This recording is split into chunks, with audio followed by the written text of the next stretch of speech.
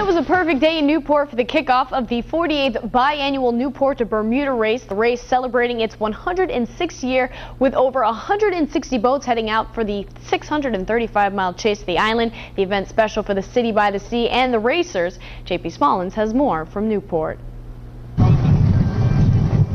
They made their final preparations and headed south. Over 160 boats taking part in the 48th Newport to Bermuda Race, a biannual event that first shipped off in 1906. It's one of the most famous blue ocean racing events in the world.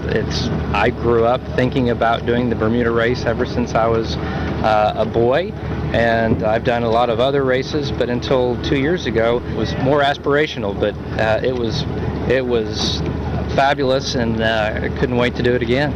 This is the oldest continuously running ocean race in the world, and it's been copied in a lot of different countries, and it's always been a tough race. So there's a glorious tradition involved. When I was in college, I wrote a paper in one of my maritime history classes on the history of the Bermuda Race, and that was a long time ago. There's more history now. The challenges down the Atlantic are many, testing even the most experienced racers.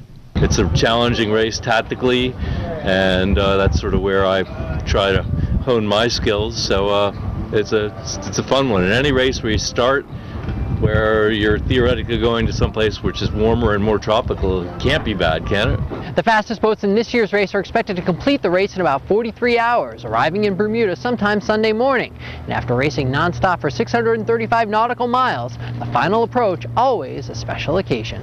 Landfall, whether you're racing or discovering new continents, is a big moment. So it's exciting, and in a race, you really are still dug in and just focused on trying to do what you have to do to keep the boat performing. But there's an excitement when you come to landfall. The special part is just racing with 17 of your best friends. We don't have any pros on the boat. We have 100 Bermuda races on the boat, and 100 years of sailing together all added up, and it's a family. It's fathers and sons, and I'll have Father's Day out there with my dad. I'll miss my first Father's Day with her, but she'll be down to Bermuda on Monday, and hopefully she'll see me finish. In Newport, I'm JP Smallins, Eyewitness Sports.